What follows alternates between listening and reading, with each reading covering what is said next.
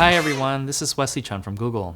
Have you ever wanted to programmatically update your email signature? Say to send the latest news or random witty quotes to your email messages? Me too! In 2016, the Gmail API was enhanced with the ability to update user settings, including signatures. In a moment, I'll walk you through a short Python script that does exactly that. For more info on this addition to the API, check out the launch blog post. But first, a quick word about send as email addresses. Gmail lets you send messages from addresses other than your actual Gmail address, which is considered your primary address. This lets you manage multiple accounts from the same Gmail user interface.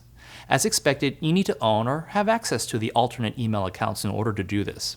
However, most people only use their primary address, so you may not know about it. You can learn more about the send as addresses at the pair of links on screen. Now, you may be tempted to use the term alias, especially since it was in the help pages you just looked at, right? But try to avoid that word for now, as it will open up Pandora's box and distract us from the focus of this video. Hello, email signatures? See, you almost forgot already, right? If you stick with sender addresses or send as email addresses, there won't be any confusion. So what's the app we're building today? It's a short Python script that sets a quote of the day as a signature in your primary address. Well, where does this quote of the day come from? Well, it can be as simple and as boring as this function that returns a hard-coded string. Cute, but not very random, right? A better idea is to choose from a number of quotes you have in a relational database, with columns for quotes and authors.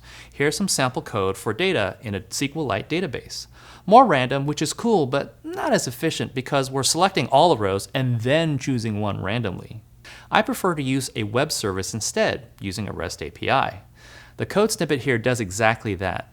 You only need to provide the URL for a quote of the day service that returns a JSON payload. To play it safe, it does fall back to a hard-coded string, the one we saw earlier, if the service fails to return a quote. Now, be sure to have the latest Python client library installed with pip or pip3. Also make sure to have a Google API project in the dev console with the Gmail API enabled.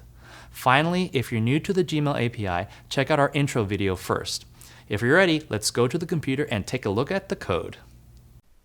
Okay, here on the desktop I have a window open to Gmail, and I clicked on Compose, and I'm composing a new message, and you can see my current email signature. As much as I love it, it's time for a change. So let's go to the code. On lines 1 through 16, you can see that these are our standard imports and boilerplate, except for line 8, which is where we get the quote of the day, and we saw 3 examples of that earlier.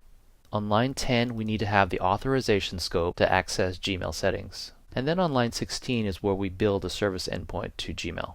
On lines 18 to 19, this is where we get all of our sender addresses, and the fields requests only the sendas.isPrimary and sendas.sendAsEmail fields. The first one, is primary, is a Boolean flag on whether or not an address is the current primary address, and the sendAsEmail is just the email address. So we're getting back a flag and an email address. Got it? We execute this call to the API, get the results keyed off of sendas, and then lines 20 through 22 is where we cycle through all of the sendas email addresses and stopping when the primary one is found, which you know will be contained in the variable address. Lines 24 and 25 are where we actually set the new signature. So given what we have defined on line 8, we're going to pass that in as the body, and we're going to use the primary address's sendaSEmail attribute, which is just, like I said, the email address. And then we execute that API call, and when it comes back, we confirm that the primary address signature was changed. Now note that lines 18 through 22 are really only necessary if you have many sender addresses and want to search for the primary one to modify it. But if you already know the primary sender address because you only have one address, there's no need to do any of this. You just pass your one Gmail address in here as the sendaSEmail argument, and you're done. So all this can go. But I think it's a good idea for you to get practice, because one day you might have a whole bunch of sender addresses, right? And by the way, our quote of the day, we're just going to use the simple one that I demoed earlier with a slightly more interesting quote. Alright, let's run it and see what happens, assuming that you've already run this before and you've gone through the OAuth2 prompt. Okay, it says the primary address is changed. So let's kill this compose, refresh our Gmail window, click on compose again, and you see, boom, we got a new email signature. Isn't that awesome? So yes, you can change an email signature in less than 30 lines of code. But now hold on, sailor. While you can go crazy with your consumer Gmail settings, be aware that more sensitive operations in a Google Apps domain, such as modifying sender addresses or controlling forwarding, are restricted to accounts with domain-wide authority. If you want to dig deeper into the code sample, check out the accompanying blog post. Well, where can you find out more info? Well, the first link takes you to the first of the guides we have on Gmail settings.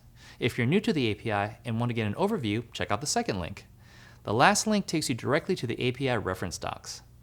Want a challenge? Well, write some code that uses the Gmail API to manage filters or configures your vacation responder. Well, we hope these features will help enhance your next app using the Gmail API. Be sure to subscribe to our channel and tune in again next time. This is Wesley Chen from Google, and we'll see you online. Hey everyone, thanks for watching.